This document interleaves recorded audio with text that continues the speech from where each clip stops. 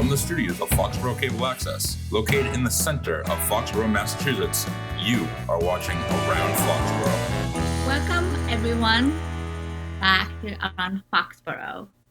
My name is Jayla. I'm your host. Today we have very exciting guest from California via Zoom interview. His name is Rob Brownstein.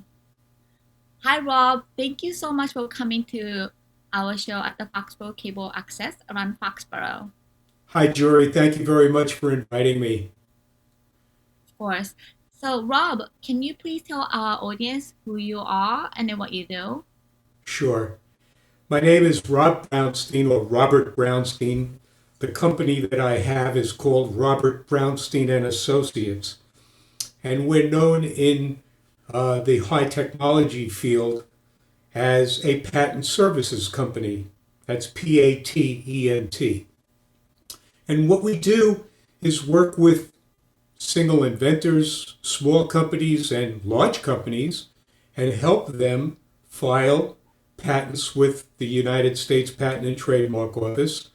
And then we do what's known as prosecuting, because every patent application is examined.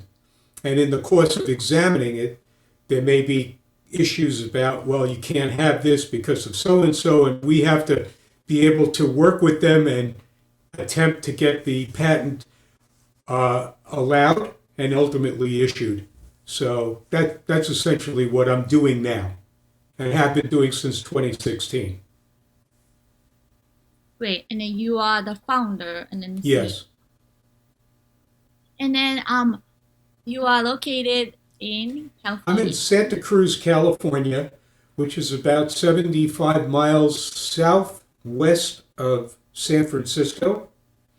We're right on the west coast, and we actually sit on the north shore of the Monterey Bay. So if you look at Santa Cruz, it actually goes east and west, and our south is the water. Wonderful. So before you started this company, what were you doing as your career? My whole career from high school on has been technology oriented. And when I first graduated as an undergraduate with a degree in physics, I taught high school for 4 years. And then later, I ended up in California and started working in the high-tech industry and went to school for my master's in electrical engineering, and at the same time began doing engineering work, and ultimately moved on to what's known as marketing and marketing communications.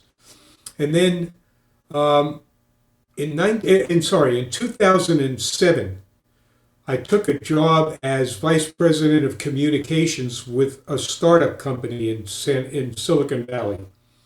Was with them for 9 years, left in 2016. But from 2011 to 2016, my role had changed from vice president of communications to vice president of intellectual property, which means patents, trademarks, copyrights, and so forth, trade secrets. And so in the role as vice president of intellectual property, I became what's known as a patent practitioner, which involved studying for and taking the patent bar exam and passing it, and then becoming a registered patent practitioner with the U.S. Patent and Trademark Office. Wow, thank you for sharing that. And I know that something that influenced you to be in this tech field at young age. Would you share that with our audience? Well, I think I always had an interest in taking things apart. And like a lot of kids, I could take things apart, and when you put them back together, there were always loose parts, like clocks and things. But at the age of 11, I became a ham radio operator and have been doing it for 62 years now.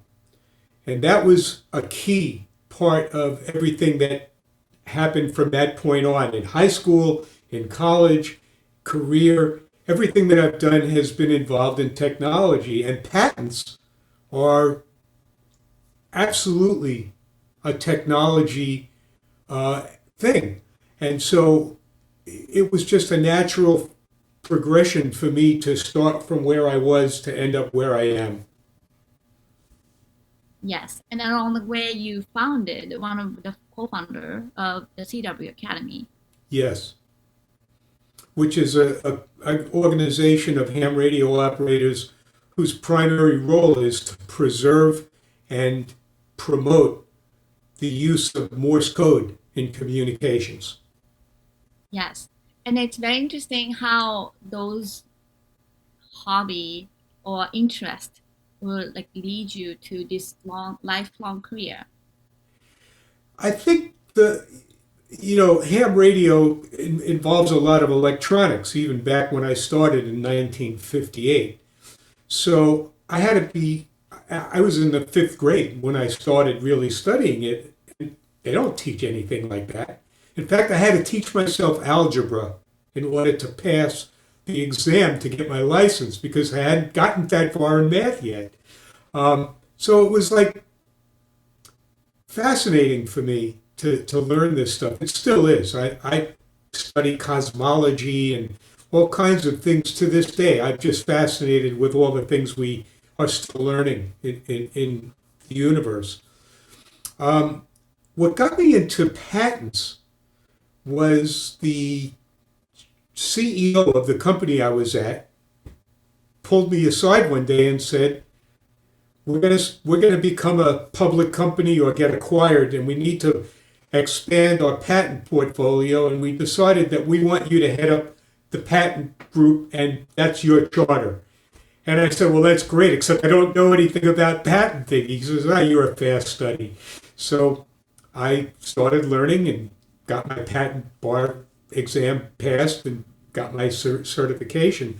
But it was an amazing thing because it used my teaching background, my knowledge of science and technology, and my ability to explain to the examiners why this patent should be allowable, even though they were initially predisposed to rejecting it. And I've had that happen a lot of times. In fact, the patent average of all applied patents is about 45% become allowed, and the rest get rejected or eliminated. And my company, since I started it in 2016, our average is almost 90%. So I must be doing something right, I guess. And it's fascinating. I'm always learning new things.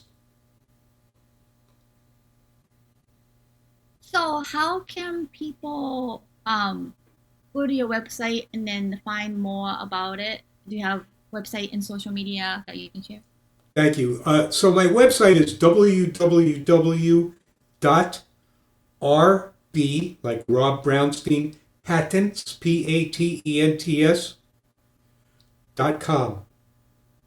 And when you go there, it's a very short website. It just basically gives you the nuts and bolts of what we do and how we do it. So if somebody's interested, they can certainly take a look at that and contact me. The last page is how do you get a hold of me? Sure. So you sent us some photos. Would you explain to me about the photos that you sent? Sure. One of those patents that I got was a patent that was actually ham radio related. And it's a device, a system for teaching Morse code. And I got the patent. So I have a plaque that was made to show that. And one of the things that I sent you is a plaque that shows that particular patent. And it's a ham radio patent, and I'm the inventor, the named inventor. The other one is a device that I did with a client of mine who is an inventor, and it's an interesting device. Every year, a lot of kids end up dying in overheated automobiles because they get locked inside by their parents who are just going to take 5 minutes and go do something and get delayed. And by the time they come back, that car is 140 degrees inside and that kid is in severe trouble. A lot over a 20-year period. It's a huge number. So this man invented a device that fits on the top of the roof of a sedan, not the ceiling of the sedan, and detects the presence of something moving or something producing heat, i.e. a kid, a dog, a cat, a parakeet. And the way it works is when the driver exits the car and shuts the door, if it still detects a life form in the car, it starts beeping the horn and pulsing the light immediately. So the driver can't even get away from the car. They have to open it up and put it in standby.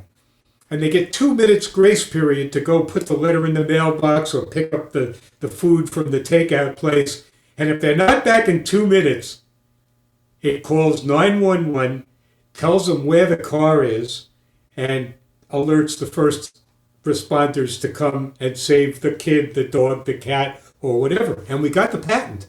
So that second plaque is for that particular patent. And that was an amazing operation, because when we first filed it, we got rejected against a patent that was huge and covered everything that you could think of for a child in a car and in a kid seat and so on. And I looked at it and I said to the examiner, how does it know the kid's in the car? He goes, it detects his weight on the seat with a device that detects its weight. I said, right. What if the kid was sitting on the floor or laying on the floor between the back seat and the front seat? Would it know he's in the car? He goes, no, of course not. I said, ours would. He goes, you know what? You're right. And he allowed it. So that was one of those cases. And I have a lot of stories like that where the examiner was predisposed to say, no, you can't have it. And boom. Another example of the same inventor had a device where you're driving in your car on a highway in the middle of 3 lanes, and there's a car on your left.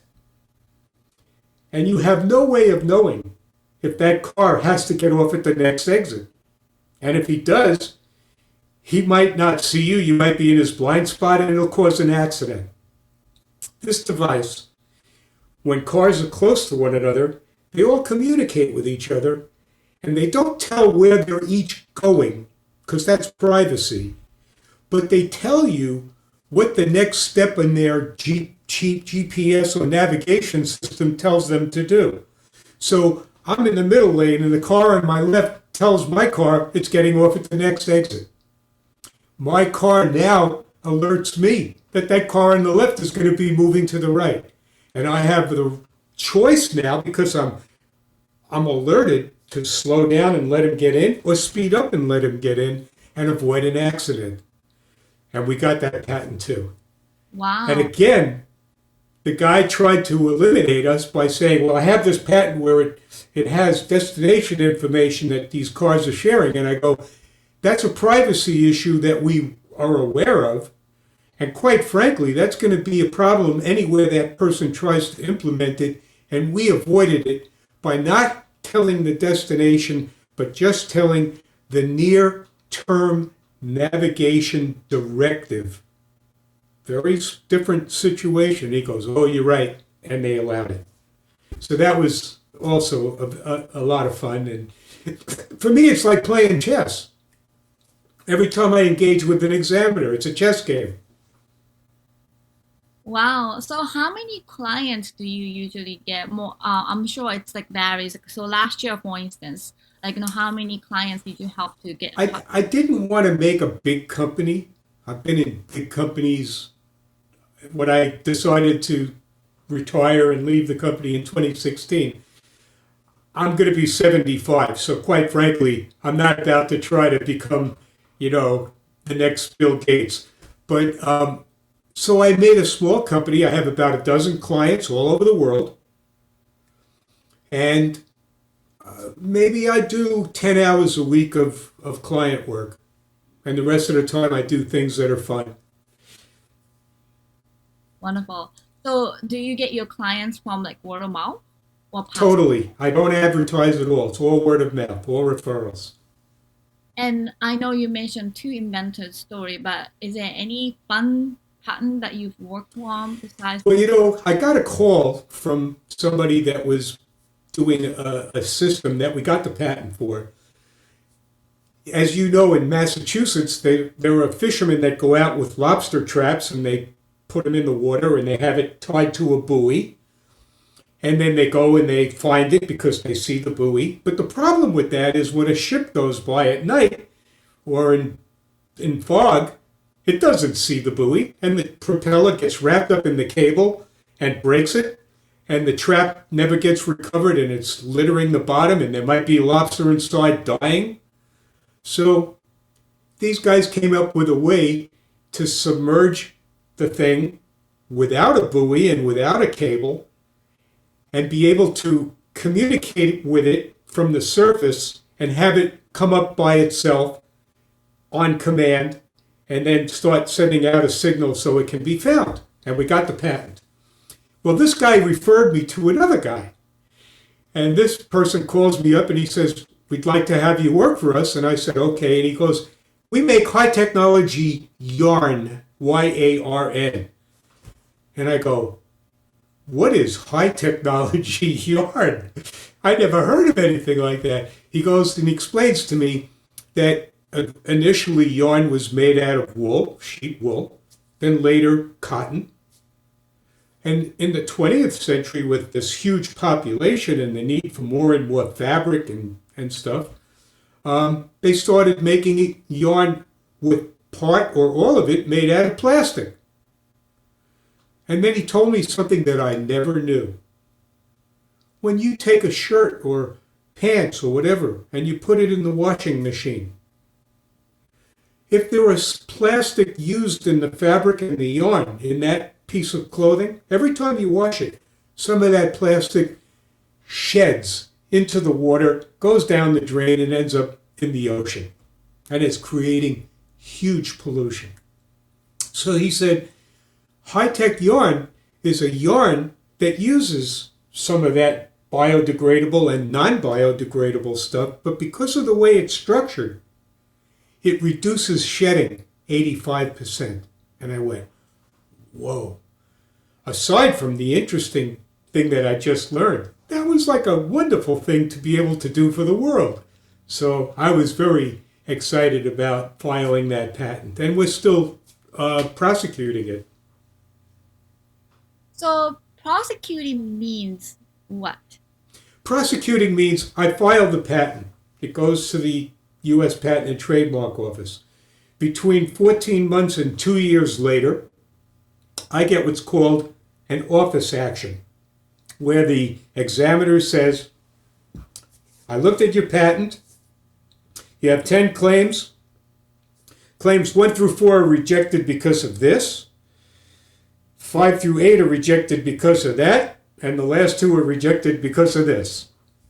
And I have up to 2 months to respond to that. And I can respond to it by saying, I think you're wrong. That's called arguing. And it's an okay. It's a friendly arguing. Or I could amend the claims in a way that avoids the rejection, so long as I have support for it in the original application. So that's called amending and arguing. And that's prosecution. So I send that back, he looks at it and he says, or she looks at it and says, okay, we're good. I'm allowing it. Or, well, that's all fine, but I found this, which causes, me to reject you for this. That didn't come up the first time, and I go, oh no, so now I have to start from square one and deal with the new stuff. So that's all prosecution. When we say the word prosecution, It's the back and forth between the patent practitioner and the patent office that either gets the patent ultimately rejected or allowed and issued. So you are sort of liaison between the client and then the office that you negotiate. Yeah, it's in a way, it's like I'm an attorney dealing with the examiner, defending my client's right to have this patent issued. And, I love these guys. They're all great guys, but his job is not to allow something that's going to be later rejected because somebody didn't look and see that there was something that would have made it invalid.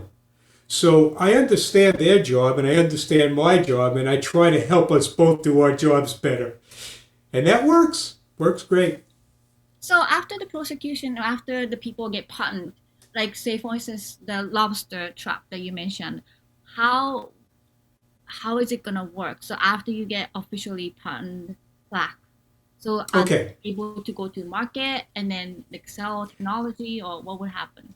that's a great question. So first of all, you have to understand what a patent is. Most people they're clueless about what a patent is and how you get it. So patents are about 500 years old. The first one was in England. The king gave somebody exclusive rights to something. Um, what a patent is, and this is important because a lot of people don't understand it. They think, "Oh, I got a patent. That means I got a license to make something." No, you don't. You have a right to prevent somebody else from making it. That's what a patent is. It's an exclusive right to allow somebody else to practice your invention. You could certainly make it, and you're not going to sue yourself, but it's not a license to make something. It's a right to exclude somebody else from making something. Okay, so how do you get a patent? Well, in order to be a patent, there are different kinds. There's what's called a utility patent, which is a system or a method of doing something. A design patent, which is something that's ornamental and has no functional value. It's just pretty and it's unique looking. And then they have plant, P-L-A-N-T patents, which describe plants that people create using human intervention. So somebody could create, for example, a type of succulent that doesn't occur in nature, would not happen in nature, but a human being doing this and this and this creates this thing which has these characteristics, bam, it's a patent. And you can prevent somebody else from making it. Now, why do they do that? Why make a patent? Why create this concept? Every country wants to know the latest thing that's happening. And so what a patent does is it allows me to tell the world, the public, a neat idea that I just came up with, which is new. No one else has done it before. But I have the exclusive right to prevent anybody from doing it for up to 20 years, usually about 17. After that, it's public, and anybody can do it. And what do I get? Exclusivity. What does the public get? Knowledge. So that's the basis for doing a patent. So like the lobster trap, the guy says to me, I have this thing, it can do this. The novelty is it doesn't need a buoy and a cable. It can come up all by itself, and I can talk to it using a surface vessel and acoustic sound. And I go, hey, that's great. Lots of things in there that are novel. And so I built the patent application based on what I believed were its features and novelty. It has to have a benefit. It just can't be something no one else has done, but it has no value.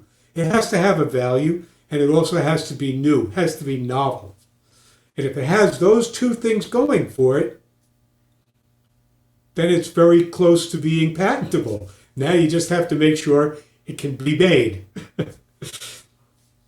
Well, thank you so much. This was such an educational interview, and then I learned so much about patent. And then you are really helping these inventors get these licenses from the government. And then hopefully it'll go maybe to the market or something that they will thank you so much for your effort. Yeah, it's fun. It's challenging. Yes. So Rob, thank you so much again for coming all the way from California. I'm sure it My was pleasure. very nice over there. So do you have any last word for our audience in Foxborough? Yeah, a lot of people will say to me, "Hey, I've got this idea for something." And they'll tell me what it is. And they'll say, "Could I get a patent for that?"